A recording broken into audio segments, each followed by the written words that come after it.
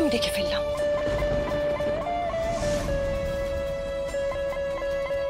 সেখানে স্পষ্ট লেখা ছিল ইস্যু আপনার আর ঋতুজাদির সন্তান। এবার বলুন, কেন এত বড় সত্যিটা আমার থেকে আড়াল করলেন? কেন আমাকে এভাবে ঠকালেন? কেন অভিনয় করলেন? আরে বাড়ির সবার কথায় কেন বিয়েতে রাজি হয়ে গেলেন? আপনার যখন আমাকে পছন্দ ছিল না, আপনি বলে দিতেন যে আপনার অন্য কাউকে পছন্দ।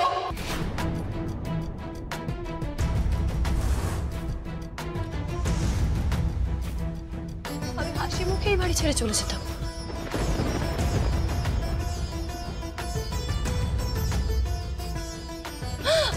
আমি না আপনাকে বিশ্বাস করেছিলাম, আমি ভাবতাম এই পৃথিবীর সবাই আমাকে ঠকালেও আপনি কোনোদিনও আমাকে ঠকাবেন না। কিন্তু আজ আমার জীবনের সবচেয়ে বড় আঘাতটা আপনি আমাকে দিলেন রক্তিম বাবু।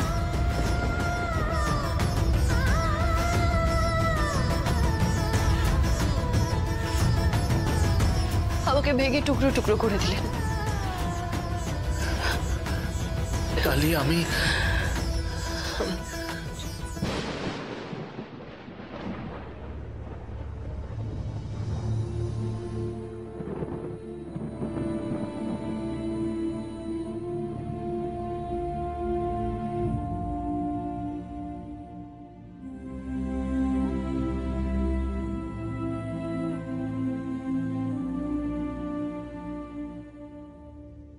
ডালি, আমি প্লিজ বুঝতে পারছি না কি করে ওই ডিএনএ টেস্টের রিপোর্টে ওরকম একটা কনফিউজিং জিনিস এলো। আমি কিছুতেই বুঝতে পারছি না।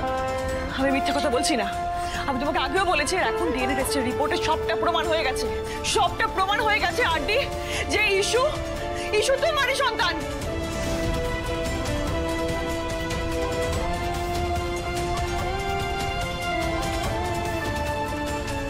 এবার কি করবো আমি? আমি সবাইকে কি উত্তর দেবো? সবাই কত আশা নিয়েছিল, আমাদের বিয়ে হবে, আমরা সংসার করবো, কিন্তু সেগুলো তো সত্যি হওয়ার নয়।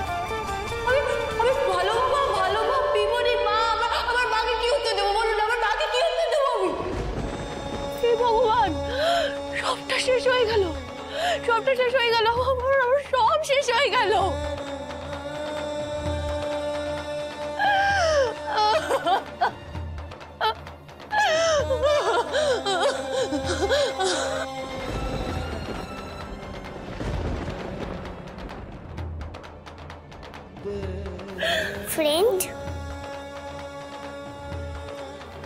ফ্রেন্ড, আমি জানি তুমি খুব কষ্ট পেয়েছো, কিন্তু প্লিজ আমার পাপাইকে আমার কাছে আর মামামের কাছে থাকতে দাও।